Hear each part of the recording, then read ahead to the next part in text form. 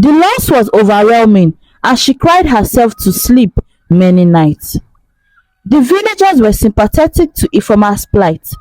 They helped her bury her parents and they brought food and offered kind words, but they were all struggling with the illness and their own losses.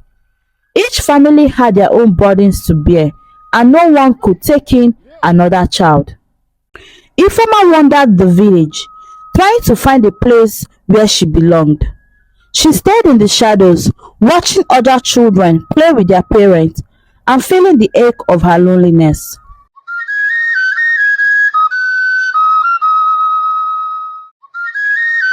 In a small village of Nwoko, a baby girl was born on a rainy night.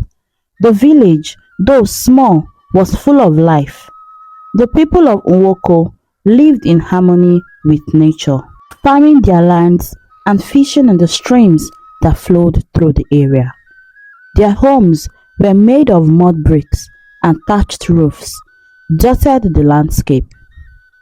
On that particular night, the rain fell heavily and thunder rumbled in the distance. The villagers hurried into their homes, seeking shelter from the storm. In one modest hut, a young couple awaited the birth of their first child. Nneka, the mother, was in labor, her face etched with pain and determination. Chukwemeka, her husband, held her hand, whispering words of encouragement. "Stay strong, Nneka," he said softly, wiping the sweat from her brow. "Our child will be here soon." The midwife, an elderly woman named Mama Ngozi, moved skillfully, guiding Nneka through each contraction. The room was dimly lit by a single oil lamp, casting flickering shadows on the walls. The sound of the rain and the occasional roll of thunder created a rhythmic backdrop to the intense moments inside the hut. After what seemed like an eternity, a loud cry pierced the air. The baby was born, her cries mingling with the sound of the storms, as if nature itself welcomed her arrival. Nneka fell back on the mat, exhausted but relieved, a smile spreading across her face. Chukwemeka's eyes filled with tears of joy as he looked at his newborn daughter. "It's a girl," Mama Ngozi announced, wrapping the baby in a soft cloth and handing her to Nneka, a beautiful, healthy girl. Nneka cradled her daughter gently, her heart swelling with love. Chukwemeka knelt beside them, his eyes never leaving the baby's face. "She is so perfect," he whispered, "our little bundle of joy." They chose the name Ifoma, meaning good thing, hoping she would bring good fortune to their family. The name seemed fitting as they looked at their daughter, her tiny fingers grasping Nneka's thumb.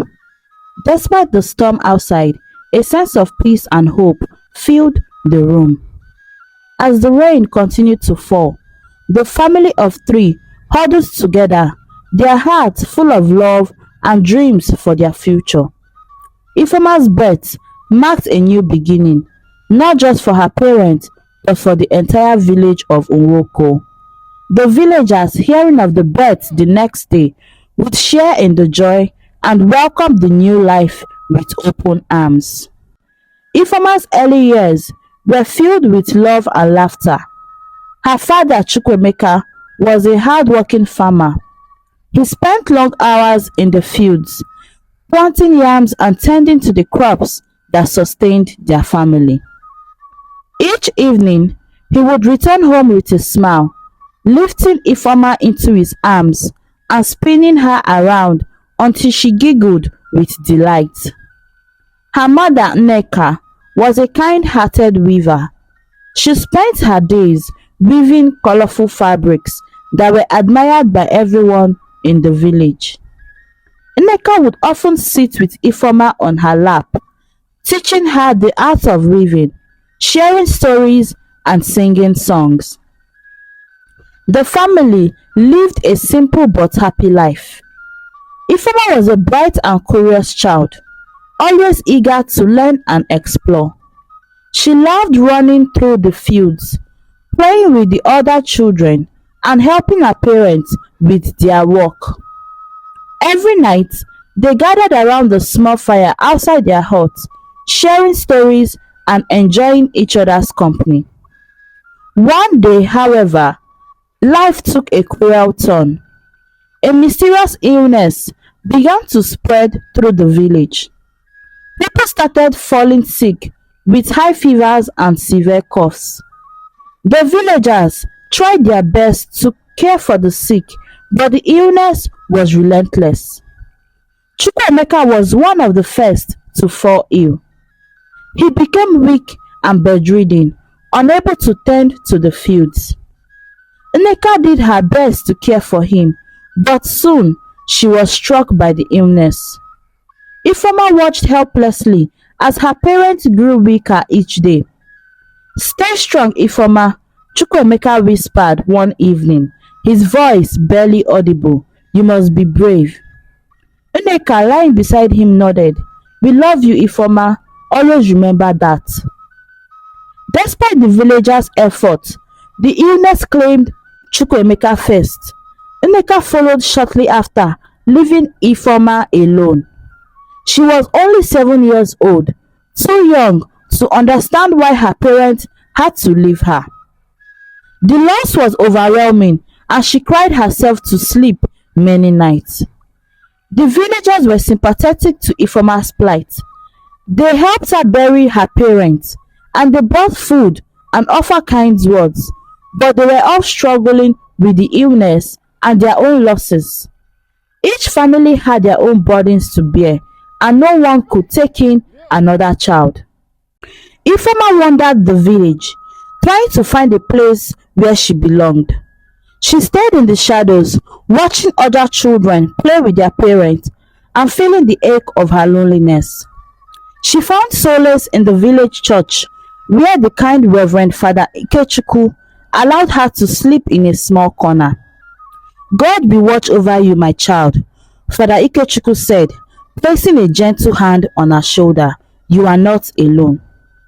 Despite her hardships, Ifoma's spirit remained unbroken. She helped the villagers whenever she could, fetching water and running errands, and they gave her food in return.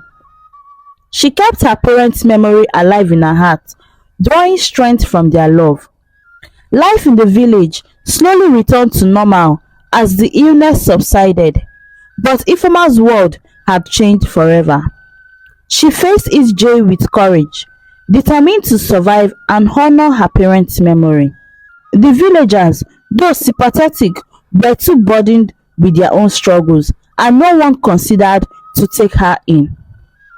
One day, a childless couple, Uche and Adobe, visited the village. Uche was a trader who traveled frequently, and Adobe ran a small shop in their town. They had been trying to have children for many years without success, and during their visit to Uwoko, they heard about Ifoma's story and were moved by her plight. "We should help her," Adobe said to Uche as they walked through the village. "She deserves a chance at a better life." Uche nodded in agreement. They approached Father Ikechukwu, who had been looking after Ifoma. After a long discussion with the approval of the village elders, it was decided that Uche and Adobe would adopt Ifoma. When they told Ifoma about their decision, she felt a mix of emotions.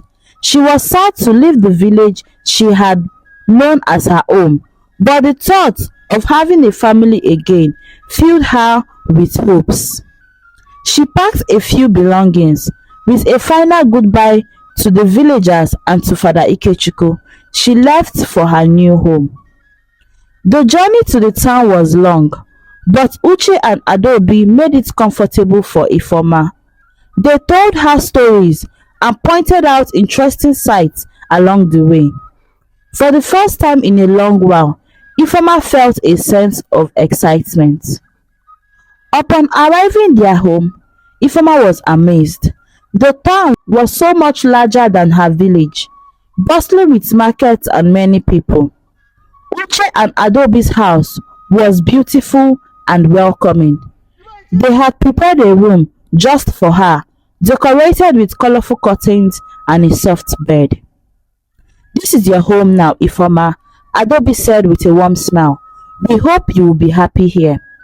Ifoma felt tears in her eyes, but this time they were tears of joy. "Thank you," she whispered. Life with Uche and Adobe was different but wonderful. They treated her as their own daughter, providing her with love and care. Uche taught her about trading, taking her to the market and showing her how to bargain and select goods pending the time she resumed school. Adobe taught her how to run the shop, letting her handle small tasks and gradually giving her more responsibilities. Ifoma quickly adapted to her new life. She began school and made many new friends. She excelled in her studies and loved helping Uche in the market and Adobe in the shop. They would spend evenings together talking about their day and sharing meals. Uche often told stories of his travels and Adobe shared her knowledge of herbs and remedies. One evening, as they sat together after dinner, Uche looked at Ifoma and said, "You have brought so much joy into our lives, Ifoma. We are very proud of you." Adobe nodded in agreement. "You are our daughter," she said, "and we love you very much." For the first time in years, Ifoma felt the warmth of a family. She knew she was loved and cherished. She missed her parents, but she carried their memory with her, finding comfort in the new family she had gained. As Ifoma settled into her new life, she stumbled upon a family secret. One afternoon, while she was helping Adobe to clean out an old room, she found a dusty box filled with letters and photographs. Curious, she opened the box and began to sift through the contents. "What is this?" Ifoma asked, holding up an old photograph of a young man and woman standing together smiling. Adobe glanced at the photo and froze. That was a long time ago," she said, her voice trembling slightly. Intrigued, Ifoma continued to look through the box. She found letters addressed to Adobe, signed by a man named Chukwuemeka. Her heart skipped a beat as she realized that it was her biological father's name. She looked up at Adobe, confusion and curiosity in her eyes. Adobe sighed and sat down. "I suppose it's time you knew the truth," she said softly. "Chukwuemeka and I were once engaged to be married. We loved each other very much, but life had different plans for us." She began to recount the story. It was years ago. Adobe and Chukwuemeka had grown up together in Uwoko. They were childhood sweethearts and had planned to marry. However, Chukwuemeka's family faced financial difficulties and he decided to leave the village to seek better opportunities. During his absence, Adobe's family arranged for her to marry someone else. Unable to go against her family wishes, she broke off her engagement with Chukwuemeka. When Chukwuemeka returned to the village, he was heartbroken to learn that Adobe had married someone else. He eventually met and married Nneka, Ifoma's mother, and they built a life together. Adobe, on the other hand, moved to the nearby town with her husband, who sadly passed away a few years later. That was when she met Uche and decided to start a new life together. Ifoma listened intently, her emotions swelling.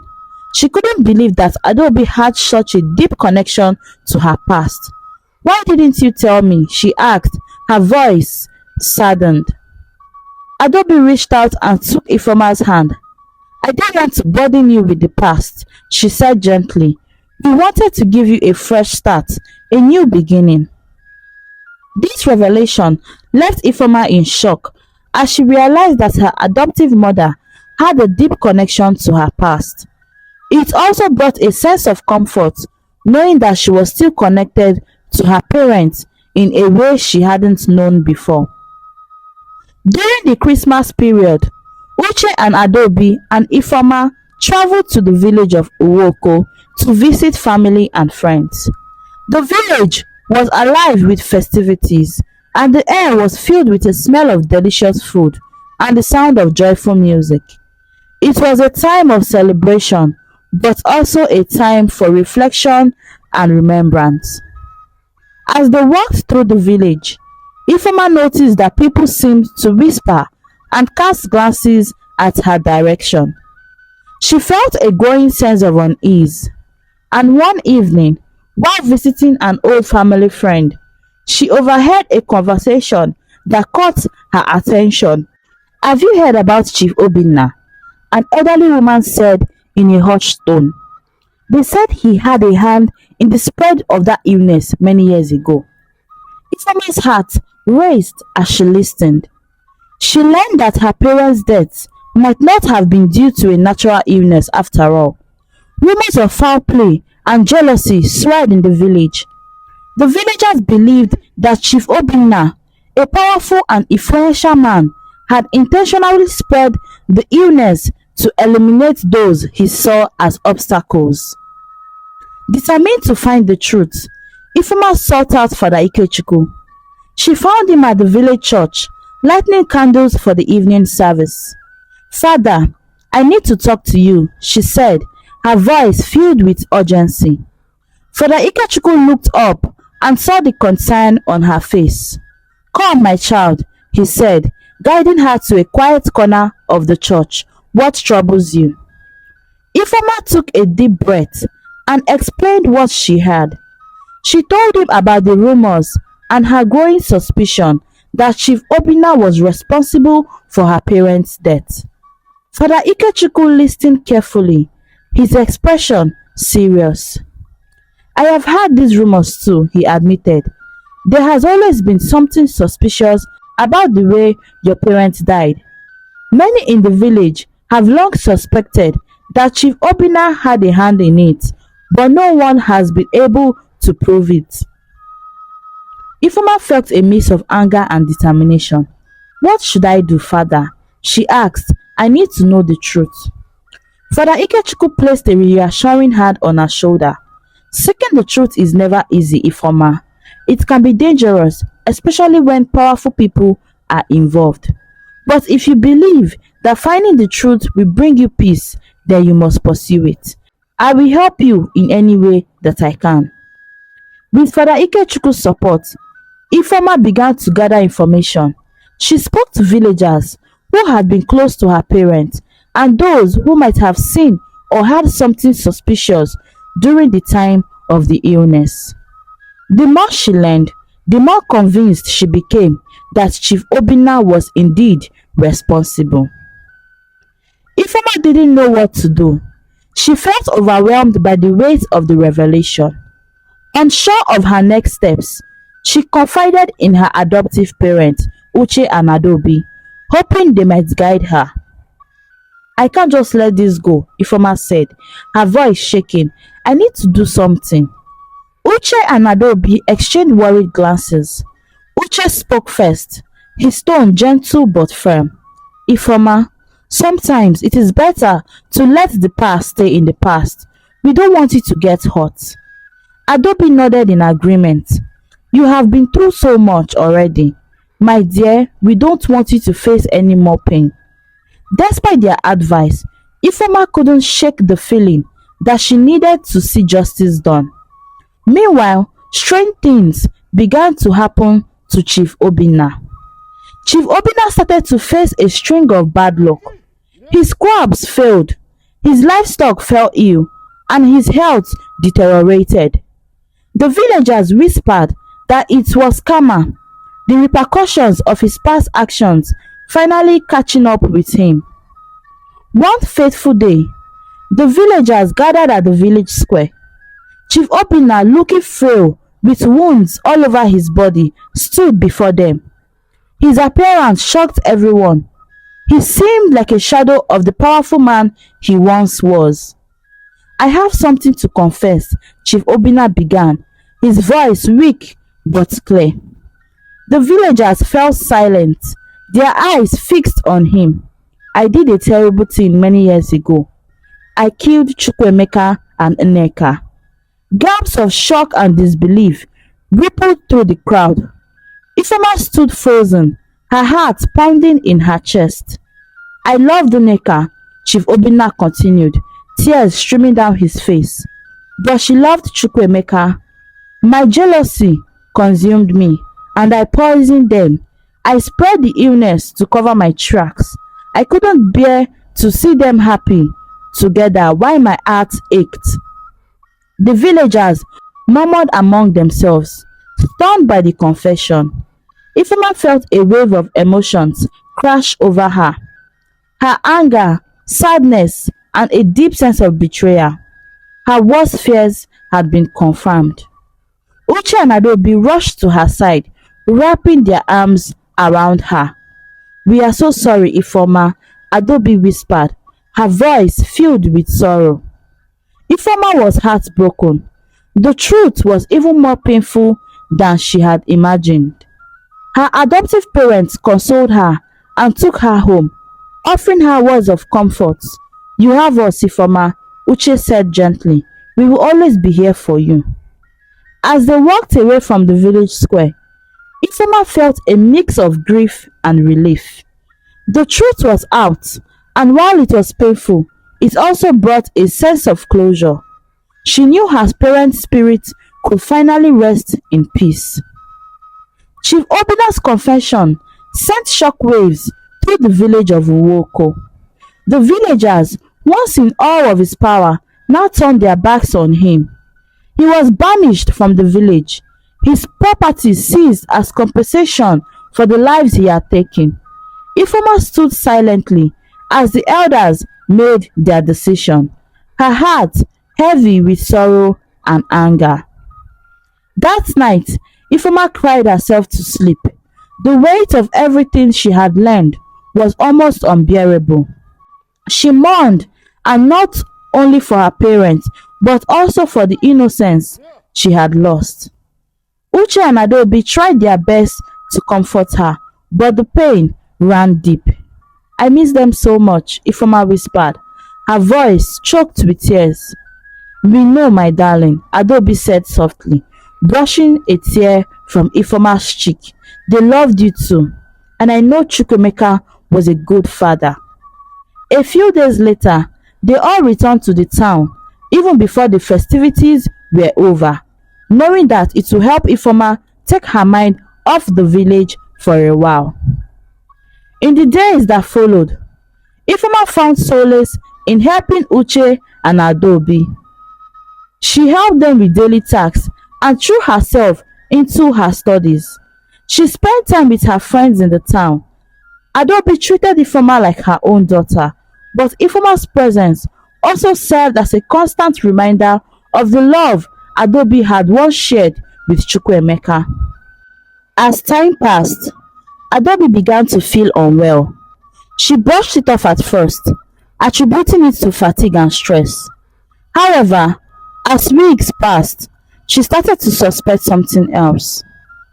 She decided to take a test, and to her greatest surprise, she was pregnant. One morning, she took Uche aside after breakfast, her hands trembling slightly. "Uche, I am pregnant," she admitted, her voice barely above a whisper. Uche's eyes widened in surprise, then filled with joy. "That's wonderful news, Adobe," he exclaimed, pulling her into a warm embrace. "Thank God for finally blessing us with child after all these years. Ifoma will be happy." Ifoma, who had been listening nearby, smiled through her tears. She had grown to love Uche and Adobe deeply and was overjoyed at the prospect of becoming a big sister. In the months that followed, Adobe's pregnancy progressed smoothly. Uche showered her with love and attention, ensuring she had everything she needed. Ifoma helped around the house, eagerly anticipating the arrival of her new sibling. When the day finally came, Ifoma waited anxiously outside as Adobe went into labor. Hours passed before they heard the cry of a newborn baby. Uche emerged from the room, his face beaming with pride. "It's a boy," he announced, his voice filled with happiness. Ifoma rushed forward to see her baby brother for the first time. He was tiny and perfect, with chubby cheeks and tiny fingers. Agape smiled weakly from the bed, her eyes shining with love for her new baby. "He is beautiful," Ifoma whispered, her heart overflowing with love. Uche and Adobe named him Chukwemeka, which means God has done great things. This name was in honor of Ifoma's biological father. Ifoma took her role as a big sister seriously, helping Adobe care for baby Emeka and singing to him whenever he cried. As the days turned into weeks, the pain of losing her parents began to ease. Ifoma knew they were watching over her from above, proud of how strong she is and how resilient she was. She found comfort in her new family, in Uche and Adobe, and in her baby brother Emeka. One evening, as they sat together in the warmth of their beautiful home, Ifoma looked around her family. Uche was playing with Emeka, making him laugh with silly faces. Adobe sat beside them, her eyes filled with contentment. "I love you all," Ifoma said softly, her voice filled with gratitude. "We love you too, Ifoma," Adobe replied, reaching out to squeeze her hands.